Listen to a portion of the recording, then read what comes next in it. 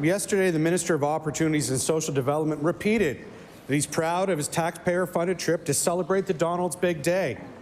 He said we need to use every connection we have to present the tariffs threatened by President Trump. Yet this government won't use all of the connections available at home to them in this fight.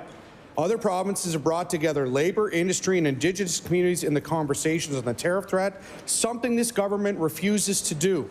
It's clear the minister thinks every connection means his old buddies from Parliament, but why doesn't he believe every connection means including the voices of all Nova Scotians who can help fight this economic threat here at home?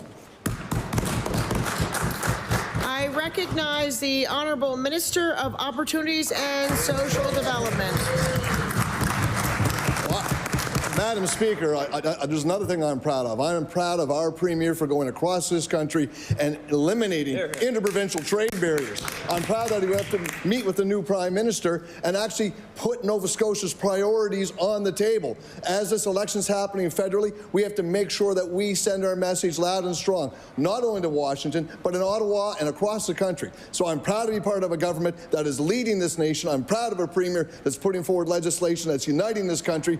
It's a Canada-wide approach. We can unify together and take down Donald Trump and his tariffs, Madam Speaker.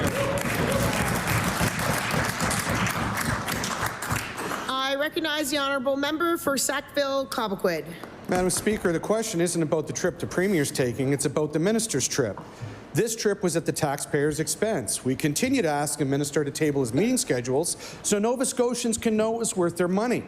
Yesterday, the Minister also said we need our voices to be heard by American politicians, and we agree. We need to make sure Americans understand the harm tariffs will have on their jobs and communities.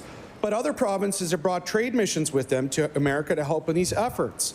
If the goal of the Minister's trip to America at taxpayers' expense was to address the threat of tariffs, why didn't he or the Premier invite Nova Scotia business and labour leaders as part of a formal trade mission?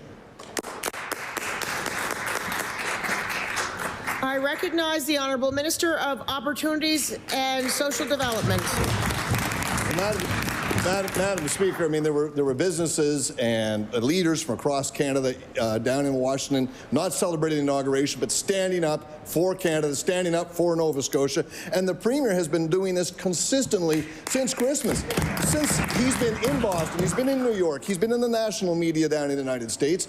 They're working constantly for Intergovernmental Affairs and the Premier's office to try to make sure our message that these tariffs are not only damaging to Canadians and Nova Scotians, but to Americans as well. I'm proud of what our Premier's doing. I'm proud of what our government's doing. We're standing strong in support of Nova Scotia and making sure we challenge these tariffs, not only here, but in the States as well, Madam Speaker.